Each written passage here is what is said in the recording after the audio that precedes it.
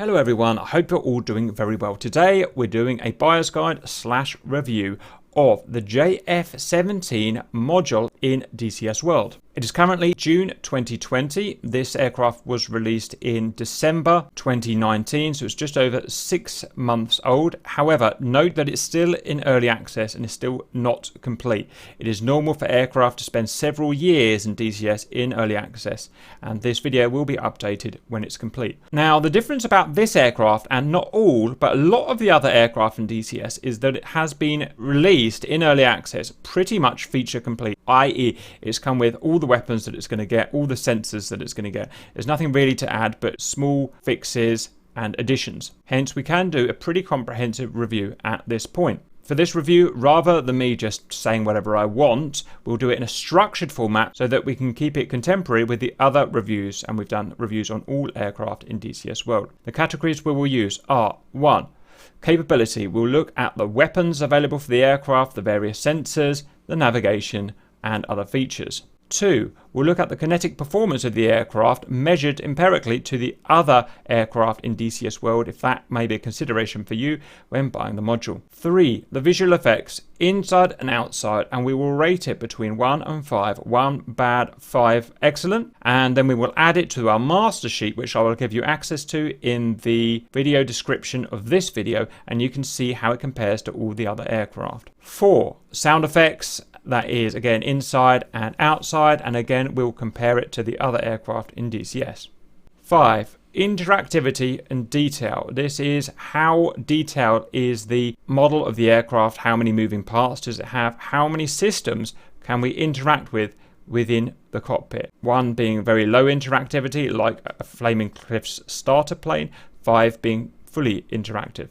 6. The flight model. Not necessarily how accurately or how much does it feel like a real JF-17, because most of us, almost all of us, will never know that. But more importantly to us, assuming that it does perform like the real aircraft, how convincing, how immersive is the flight model? Does it do any weird things that make it feel like it might be wrong and might be non-immersive? Again, rated 1 to 5. 7. Difficulty. How difficult is this aircraft to pick up and learn and become proficient with? We will give this a rating, but 1 or 5 is neither good nor bad in this case, and it's not rateable per se. So 1 would be very easy, like a Flaming Cliff starter plane. 5 would be very difficult, like an A-10C. And finally, the history. Since it was released 6 or 7 months ago, how checkered has its history been? Some aircraft have a very checkered history, lots of bugs. Some aircraft are pretty much bug-free, and we'll talk about that. Hello and welcome to the JF-17 cockpit. This is a modern multi-role fighter / ground attack aircraft. Similar in its performance, similar in its capabilities to an FA-18C, in that we can run air-to-air missions, CAS missions, DAS missions, SEAD missions, anti-ship missions. First, we'll look at the weaponry we can carry. On outer pylons, we've got this weapon, PL5 Echo 2, equivalent to an AIM-9 Mike Sidewinder or similar. Also, smoke pods. Next, pylons 2 and 6, air-to-air missiles. Again, the Sidewinder kind of variant. Also, we've got the SD-10. This is, if you like, a Chinese equivalent of an AMRAAM 120C, and we can have double-mounted pylon. Air-to-ground missile, C701 IR and a C701 TV. These are equivalent to the NATO AGM-65 Maverick, slightly longer range, but you can only take 1 per pylon. IR guided, or IR sensor, and TV sensor. LD-10, equivalent of AGM-88C HARM from NATO, and this is a Chinese equivalent, and we can double mount on Iraq. LS6 500. This is I think it's a 500 kilo or 500 pound bomb, I forget which, sorry, and it has retractable fins. It's a standoff glide variant of a bomb. GPS INS guided onto SPI. I would declare it as somewhere between a NATO JDAM and a JSOW, and 1 per pylon. Next, bombs. We've got a GBU-12, it's a 500 pound laser guided bomb, and we have the ability to self-layers or send on a third party laser. Mark 20 Rockeye non-intelligent cluster munition. Mark 82 £500 slick unguided weapon, or a retarded snake eye version, or a Mark 83 £1,000 version, or a Type 200A. We've compared this to the French Durandal anti-runway bomb, or a dual, and we can twin mount on BRU-33s the following weapons. Pods. We can have our data link pod, which is going to allow us to follow our cruise missile, and we'll look at that in a bit, or jammer pod, a very effective SPJ jammer pod, or a WMD-7, which is the equivalent of the T-pod. It's the T-pod for this aircraft. And don't forget rockets, really important. We've got, if we start here, a BRU-33 rack with 2x LAU-68, each having 7 2.75-inch rockets with high explosive warhead, or a pod with 90mm heavy-duty rockets unguided, or the BRM 90mm rockets, which each of them are laser-guided, can be self-guided as well. So that's a really potent weapon to use, a really big tick mark for the JEF to use to carry so many laser-guided rockets, 16 and 32. And that's all on those pylons. Pylons 3 and 5 different ones are the C-802AK, the, if you like, Chinese variant of the AGM-84D Harpoon, and the CM-802AKG, the, if you like, equivalent of the NATO SLAM cruise missile with pilot-based terminal guidance. A really fun piece of kit that is. Then we've got the GB6. This is equivalent of the NATO JSOW. It's probably the best way to describe it. INS GPS guided, unpowered standoff weapon with 3 warheads, and forgive me, I forget exactly what they are now, but I think it's non-intelligent anti-personnel cluster, or a high explosive warhead, or a semi or fully intelligent sensor fused cluster variant. Bombs are going to be similar, but we can have the addition of a £2,000 Mark 82 unguided, or a GBU laser guided 16 or 10 £1,000, £2,000 variants for the laser guided bombs.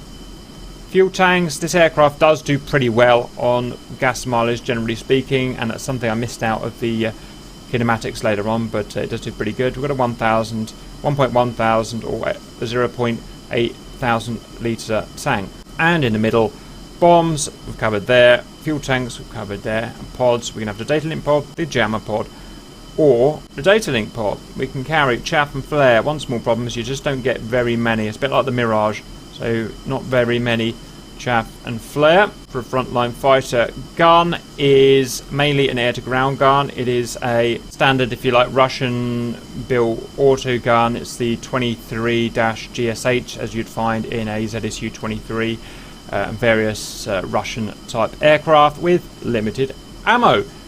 So that's the weaponry. Next, let's talk more about the sensors and capabilities of the aircraft. Modern HUD, as you would expect. This is what we call a glass cockpit aircraft. Our steam gauges are non-existent. We've got like that there, and that's it. Everything is done through these multifunctional displays. They're very easy to use. I would say a lot easier than the NATO equivalent F-16, F-18. Very, very logically set out. I think all of my guys would agree, and very easy to use. So that's one thing I really like about this aircraft. Otherwise, some basic manual controls, but very few compared to, say, a contemporary F-18, for instance. So just about everything is in the UFC here and the MFDs here. We have a modern air-to-air pulse Doppler radar, and I don't know the specifics of it, but in terms of its functionality and its abilities, it's similar to, again, any modern NATO fighter, F-16, F-18, and so on. We've got range raw search with sub, bug, in this case it's called SAM, and STT, single target track, or we have the TWS, where we can track multiple targets, fire at multiple targets with our Fox 3 type SD-10 weapon. And out of interest, we have something that most fighters don't have. We have a VS, a velocity scan. If we're looking for velocity, no one knows, and I've even talked to real pilots, no one's ever used this, but it's there. It's a bit like a Tomcat. A Tomcat can have this, and there are some situations where it could be used. We have a comprehensive defensive suite, including RWR. Again, everything's done by these MFDs here, but we've got an RWR that's packaged into our HSD, Also an MWS, a missile warning system, which can detect the heat of a hostile missile, and that's a really good feature to have in a small aircraft like this. As well as that, Link 17, I think it's Link 17 data link. I can't show it off at the moment on the ground here, but again, it's incorporated into this HSD, situational awareness system, with other things like MWS and RWR, all packaged into one unit here. A normal countermeasure suite, programmable or manual flare and chaff ability. However, the only problem is you just don't get many. It's a problem with a lot of small fighters like this. An SPJ jammer with good control and functionality. As well as that, air-to-ground radar, contemporary again with the FA-18C and the F-16C and DCS. It's not complete at the moment, but in terms of its abilities, I would say it's going to be about the same as those two. There are lots of smaller sub-features, but those are the main features that you're going to be using. So it really is a small package that can do a lot of stuff. It can pretty much do just about what the FA-18C. It's smaller, it can't carry as much, but in terms of its uses, it can do pretty much what the FA-18C can do, but a much smaller package. Needless to say, this is airfield only, cannot do carrier operations. Note, it does have a replaceable refueling boom here for air-to-air refueling. One correction from earlier, it's actually a twin 23mm barrel on this rather than a single for the gun. Navigation, what you'd expect from a contemporary modern aircraft. We've got INS, GPS, main waypoint based navigation, plus TACAN for various TACAN stage homing. Also got ILS for IFR airfield consideration. We actually have, and I won't try explaining it here, but a really cool feature that expands on ILS and its relationship to TACAN. I've got obviously tutorials for this, and you can go and look at that if you want. But it's something I've never seen in a fighter before. A really interesting navigation suite this aircraft has. And that's as far as I'd like to go with the capabilities of the aircraft. Next category, we're looking at its comparable kinetics with its contemporaries. So I've got all these tests that I do in DCS, and I keep a thorough log to keep everything updated. That's not to say the real aircraft do these per se, but this is what they do in DCS, and most are very accurate, as you know. So first, low out speed, and you can screenshot that if you want. The king is the AGS Viggen in stripped down configuration, obviously, and our aircraft here is 715 knots true speed, or local Mach 1.08. Next, we've got high altitude speed and max instantaneous speed, i.e. non-sustained.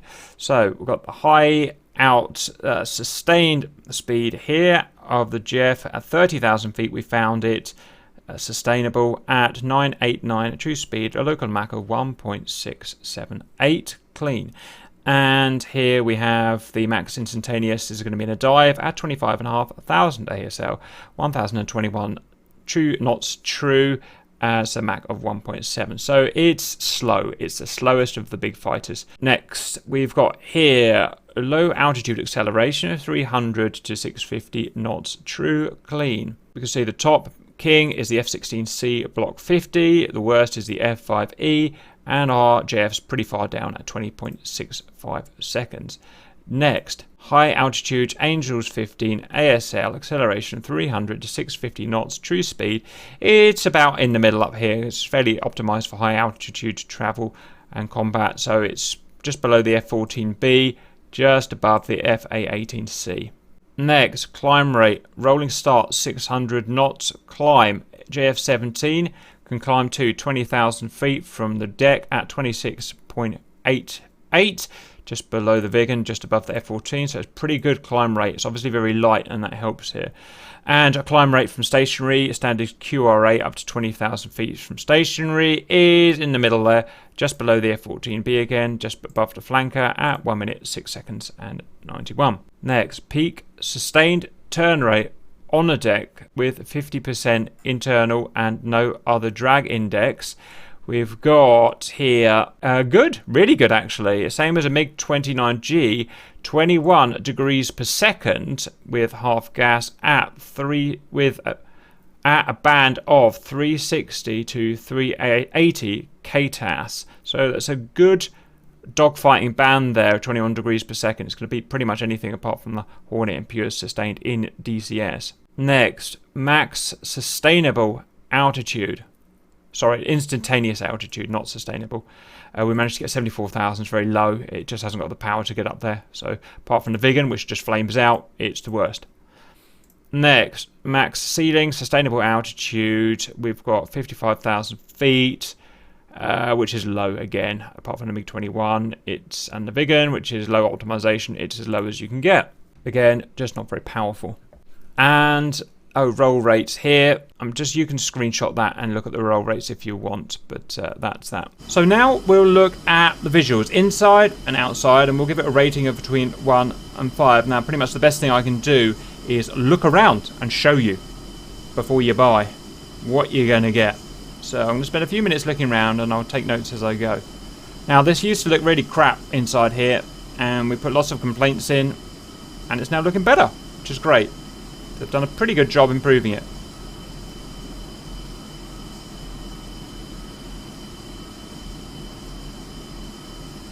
Now, it looks fairly cheap and tacky in here, but if you go and look at the pictures of the real aircraft, that is what the real aircraft looks like. Cheap, tacky, plasticky, scratched up, you know.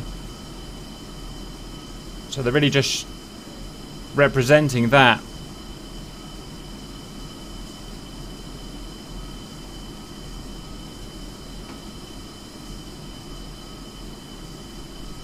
The lighting is a bit bright for some people in here. I quite like it. I like my neon light. Console down the right here.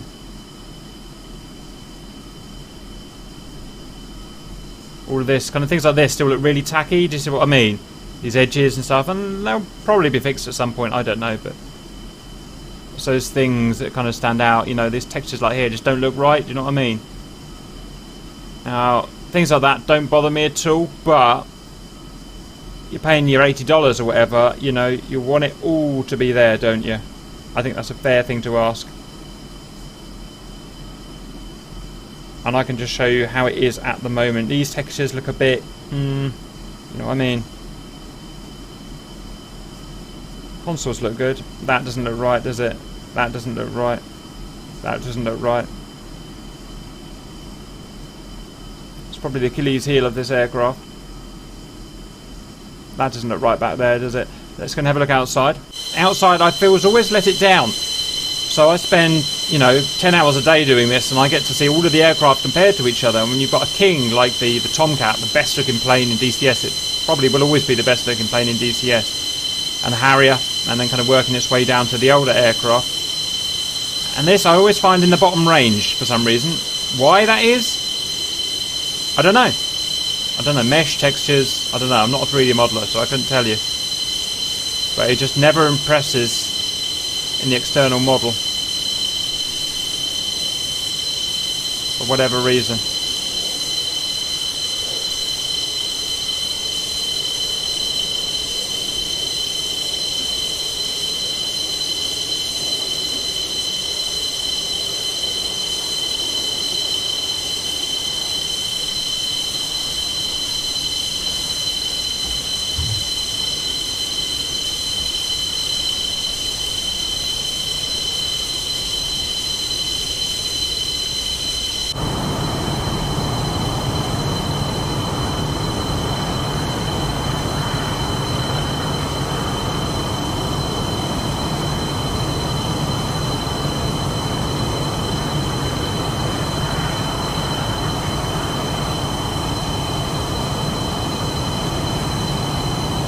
Parachute there.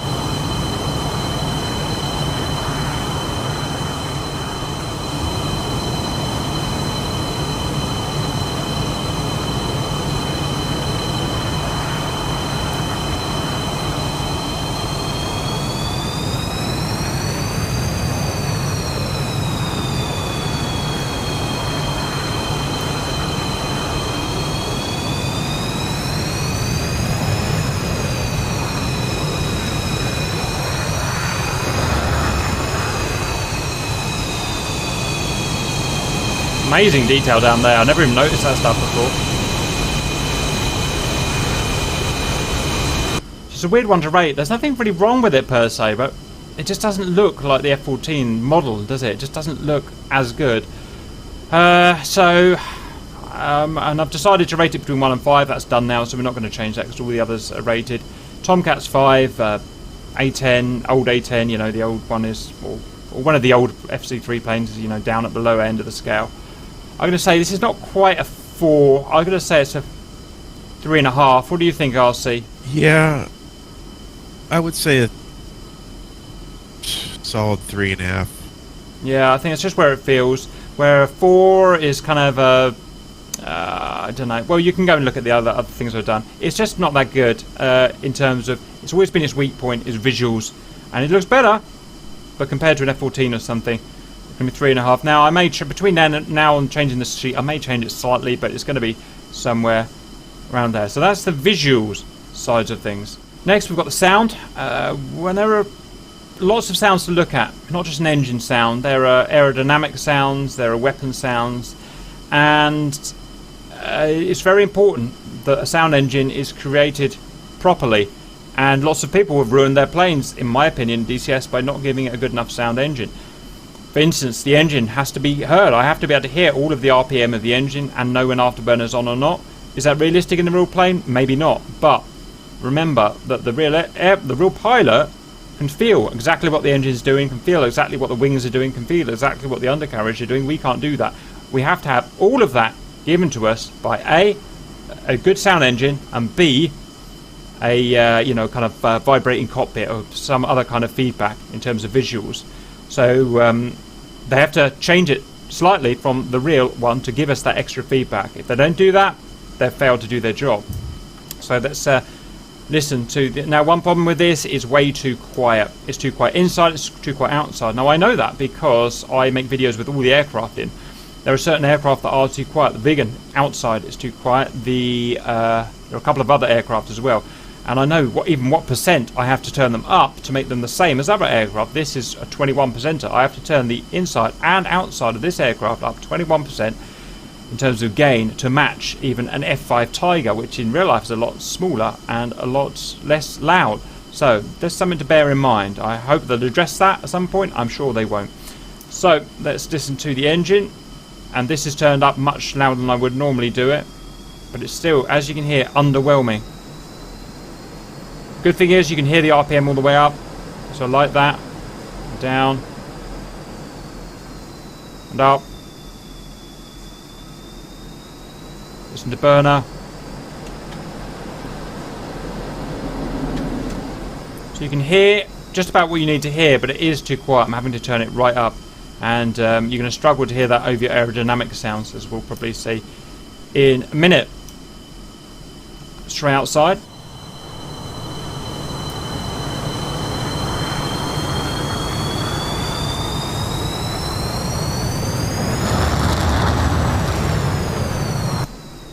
Sounds okay outside, sounds fine. It's just, again, underwhelming. Problem is when you make a video like I do and you put this against an L39 or something, and the L39's louder, it's just, you know, it's stupid. Is that you in the F15, RC? Where do you come from? No. Now that's a loud plane compared to this as well. Let's go take off and set our hearing to listen mode and see what we can find. We're going to look for a sequence of things that we want to hear in the sound engine. One is taxiing sound, or when are we going above a certain speed, I mean above 50 knots. I want to hear a rumble. It's very important I can hear that rumble, and that rumble translates exactly what this aircraft is doing when it's on the ground. Let's see if we've got that, how loud it is, where it is in the sound mix. Keep off the afterburner so we can hear well. Engine's so puny. So you can hear it, it's really underwhelming again. Can you hear that?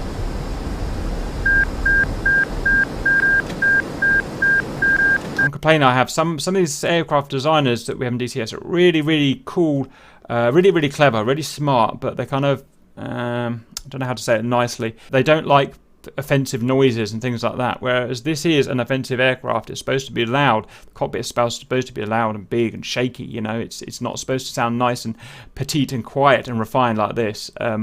So it's just one thing that annoys me about this. It's way too refined. It needs what I call heat blurring. It's turned into a verb.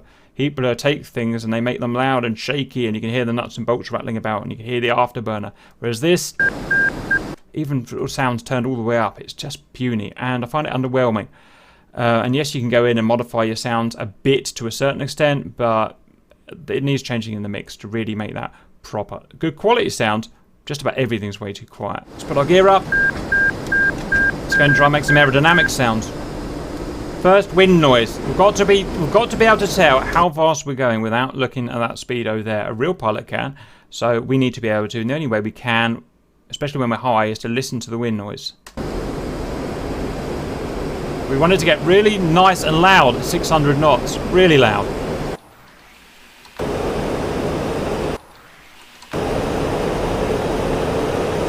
It's okay, it's a bit underwhelming, but you can hear them having to speak up a bit, but it's not too bad. Again, engine way too quiet, you can't hear it in the mix above the wind noise. So it's just one annoying thing. Hard to tell what your engine's doing when you're going fast. Well, impossible basically. Yes, I know you've got gauges, you'd never, you know, a pilot doesn't use that stuff when they're flying and in combat. Okay, let's get some aerodynamic sounds. So I need to hear the stresses of the airframe sound-wise. I can't look at it in my HUD. If I'm looking in there in a dogfight, a real pilot doesn't look at it in his HUD. He feels it through his buttocks. I don't have virtual buttocks, so I need to hear it through the sound engine. I need to hear high alpha, and I need to hear high stress and buffeting on the wing. So let's see what we can get. You can see my alpha down the bottom there. You can see my speed. GFX is okay, so again, a bit puny. You know, don't be scared about pumping those sounds up. You're not going to upset anyone. Well, apart from some people. Whoops, blacked out. That's rather embarrassing. Splash sounds are excellent in the water. We'll just pretend that didn't happen, shall we? Let's go again. Where's the alpha meter? There it is. Oh, that's good. That needs to be there, that grrsh in sound when we get the high alpha, especially at slow speed. I need to know that because it's the only way to really know what my aircraft's actually doing.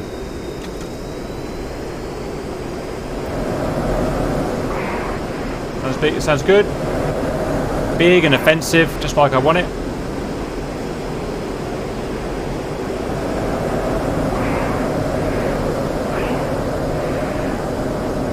So with a mixture of the you can see the cockpit vibrating as well, which I'm just going to pretend is part of the sound engine. That and the buffeting sound, you know, whatever that sound is, I don't really know, but the kind of turbulence of the alpha. I think that's all just about there and good enough. Not as cool as some sound, but I think it'll do. Weapon sounds, again, they're a little bit puny to me. I mean, you need to have, again, a real pilot, I hate to go on about this, but a real pilot feels it when his bomb drops, a real pilot feels it when his gun fires, and so on. We don't have that, so we have to have everything in the sound engine. And it's all there. I'm not going to go through every weapon. It's all there. It's just, again, it's a little bit puny. I think it needs heat blurring up. I think a lot of people will agree with me when it comes to that. I might be able to get the gun going, maybe. We'll see.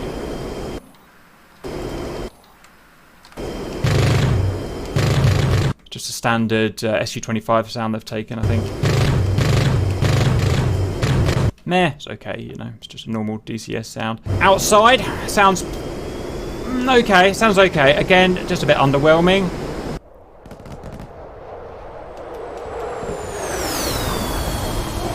It's a bit C101-ish. Nothing wrong with the C101, I'm just saying it's, you know, it's just underwhelming. And that's with the sounds turned up to maximum, you know, for me anyway. For the setup I have, got the burner on. It's a bit better with burner.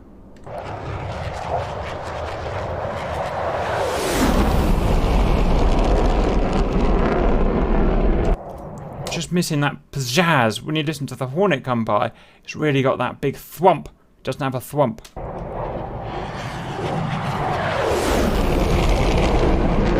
And again, that gain's got to go up over 20% to be comparable to an F5 or anything like that. So in terms of sound, the quality is okay. I'm happy with it. The mix, I'm not happy with. The engine's just too quiet. You can't hear what's going on when you're pulling alpha, when you're in combat. Outside, everything sounds okay. But again, it's like these... Oh, I'm not allowed to say anything nowadays. These people that are like, oh, we must not offend people. We must not offend people. You know, it's a massive fighter that spits out black coal smoke, you know, make it sound like a massive fighter. Be offensive, that's okay. At least make it as loud as normal planes in DCS. Same with outside. Sounds okay, but it's just not loud enough. And I'm allowed to complain about these things. That's my job, to find out these things, and that's that. So a sound, if they get the mix right, it will go right up to the top. It will be a 4.5 or something like that. But until it does that, I'm going to say solid. I think I'd say a solid 4. I'll say it's all there.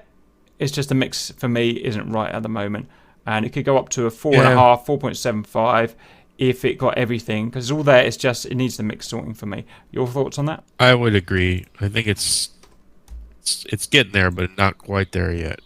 Jump. Yeah, if they can get that mix sorted, which hopefully they will do. Listen to enough feedback. Hopefully they will do. Okay, that's that. Next comes the flight model. This is an important one to reiterate. This is not so much how much it feels like a JF-17, because as long as it performs like a JF-17, it doesn't really matter that much, because none of us are ever going to know.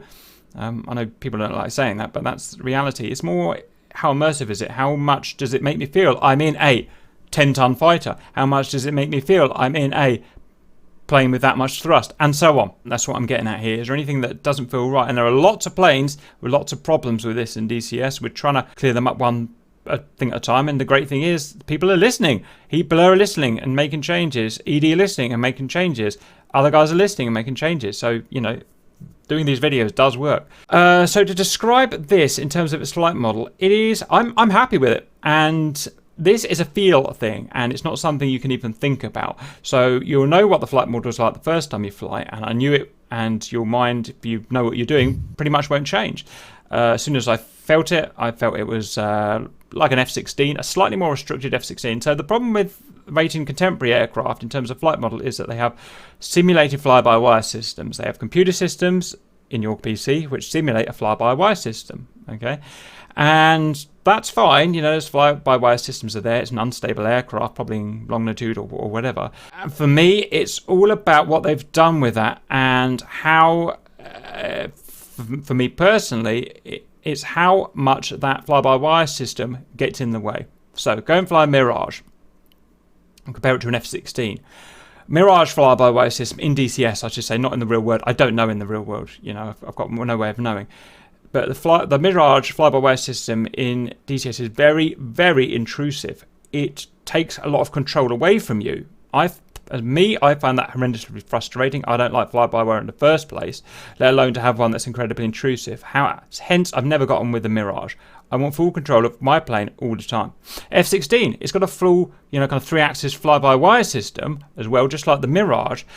It's not intrusive. F-16 is beautiful. It almost feels like you've got a manual control sticking around a plane. You haven't. It's just the fact it's not very intrusive to the feel. I've done a great job. Is it like that in real world? You know, how am I supposed to know? I'll never know. But that's the thing. And therefore, I love flying the F-16 in DCS world. They could have cocked it up. They could have made it intrusive, and I wouldn't like it, but they have. F-18 kind of somewhere in the middle, eking towards the Mirage a little bit. I find it a bit too intrusive for me. This, bang in the middle.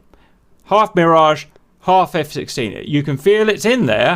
Again, I can't do this empirically. I can't do a study table, but I can tell you what I feel, and I fly all the aircraft, and therefore I know what I'm doing. It's about halfway in between. It's enough that you've got enough control, but I can find it biting, like a modern car that has all the ABS and stuff. I can feel it in there doing, but it's not to the point where it's peeing me off. And that's an important thing. Because if you go and buy an aircraft and it feels horrible, it feels too intrusive or whatever, it will annoy you and you've wasted your money. So for this one, for me, it's on the edge, but, well, it's kind of in the middle. It's good. A little bit better than the Hornet, a little bit worse than F-16, better than the Mirage. That's where I'd say for that flight model. Other than that, in terms of the way it pulls Gs, the way it goes fast, goes slow, accelerates, deaccelerates, all the other things, the way it flies low alpha, the way it interacts with the ground, the way it does all the other things that you would expect in DCS, it reacts with wake turbulence and stuff like that. I don't know what RC would say. I'd say pretty top notch, pretty much on par with the F-16, which is hashtag pretty much the best thing in DCS in terms of its dynamics and flight model, how it does things and reacts. I know it's got bugs and stuff, but just in terms of quality. Agreed. In terms of qualities, you're happy with that as well, RC? Yeah. Yeah, I think it performs really well. No, I do.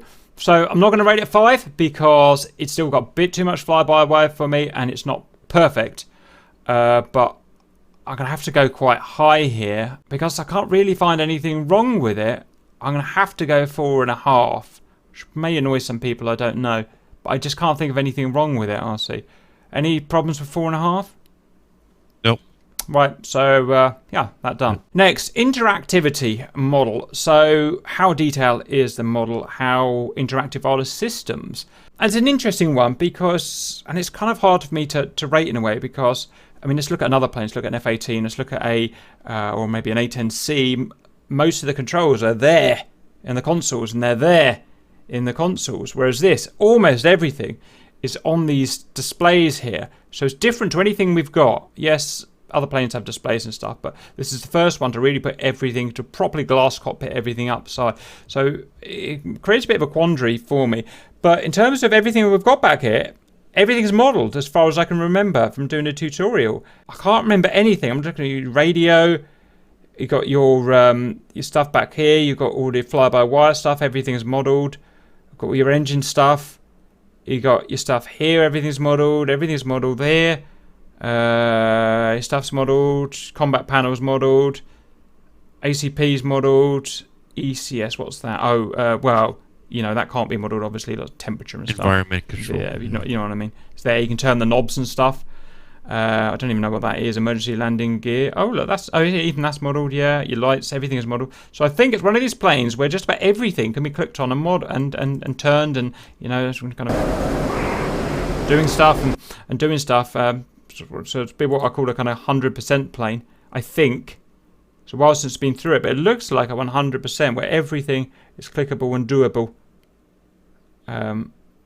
Which is great. It just means they put a lot of work into it. And don't get me wrong, there's a lot of planes, indeed, even the Hornet, some of this stuff is it's not clickable, you know, an F-16, an F-14, some of the stuff, you can't click on it. And it just shows the effort that's gone into it. And I think, although it's not my favourite plane, I think the guys that made this have put a lot of work into it. You can tell, can't you, RC? After you've flown 40 modules, you just know when a lot of work's gone into something. Yeah, in terms of the overall work, they did a good job. Nothing's they haven't skipped in. There's kind of a thing down here, but I don't even know if that's meant to be clickable. Probably not by the looks of it.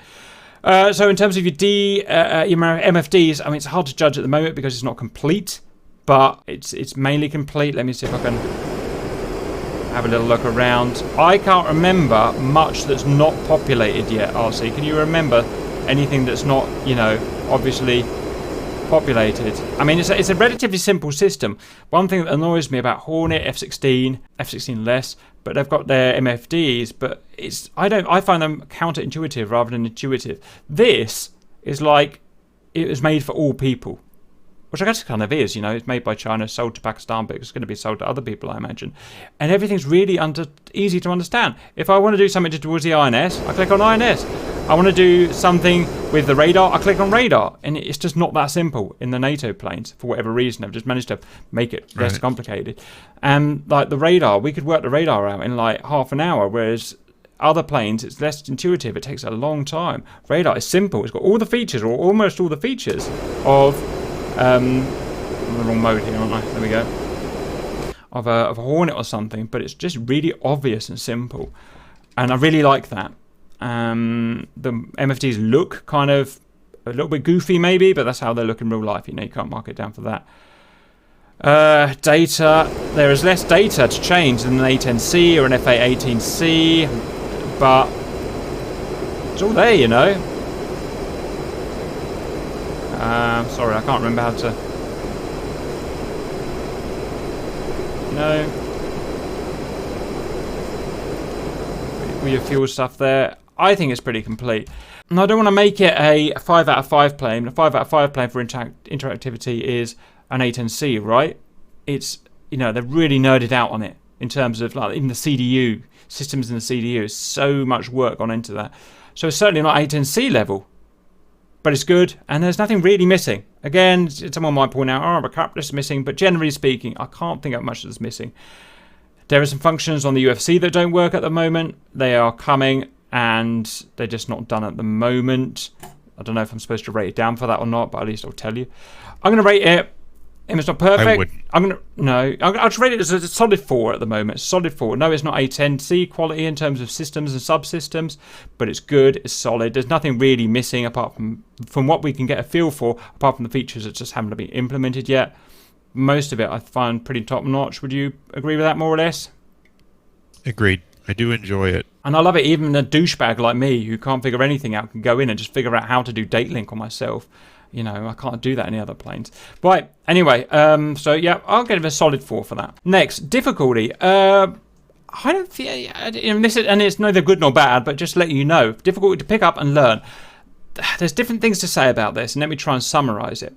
To fly the plane, incredibly easy. It's just like an F-16. It's modern fly-by-wire. It flies itself, pretty much. I mean, you couldn't get much easier to fly, to be honest. You can't stall it. You can't spin it. You can stall it, but you can't even really stall it. It self-rights, it self-recovers. You know, it's very hard to crash something like this. So to fly it, very easy. Systems, there are lots of them. It's a modern, contemporary fighter. It has to have all these systems to be competitive. It's there. But I find it so much easier to use than just about anything else. HOTAS, yes, it's big, it's complex, but it's logical. I find it logical. And so I find it easier. So you say you get your Hornet that does all these different jobs. There's the Jeff that does pretty much the same jobs. The Jeff I find a lot easier to use to do that plethora of jobs than the Hornet to do that set of jobs. That's how I'm going to compare it to you, okay? Now that's good. Now the problem is it doesn't come with a flight manual.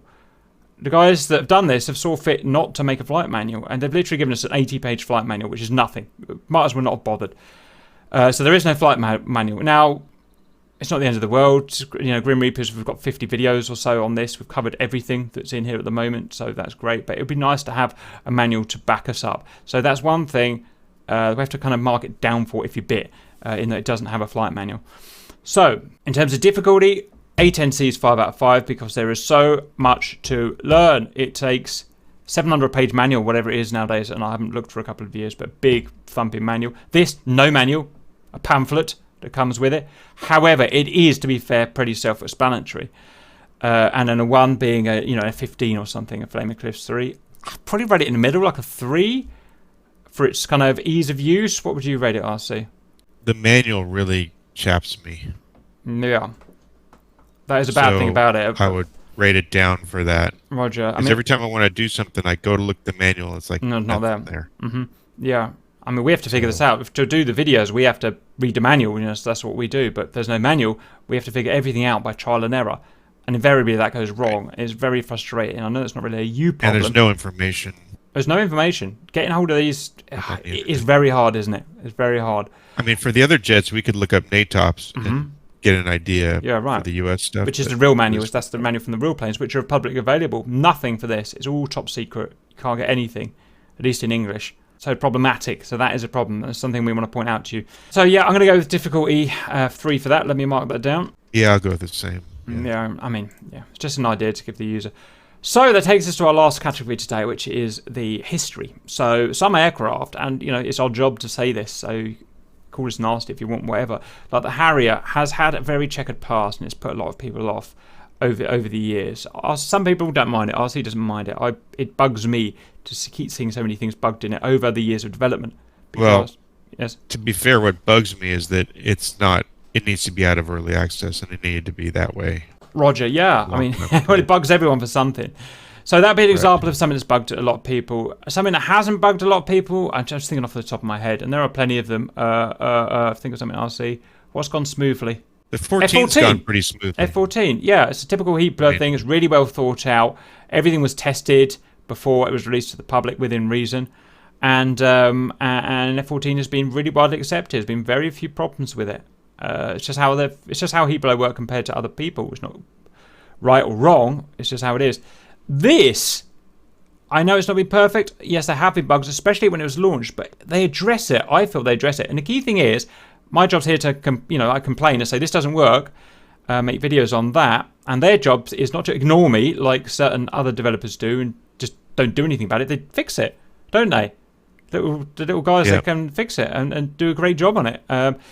And for a complex plane, which it is, with many systems and subsystems, I think it's been pretty bug-free. And if you'd bought this module, pay your $80, No, it's not been perfect. Yes, it is early access, but I would be more or less pretty happy with it. Not as good as the F-14, but maybe getting towards the F-14.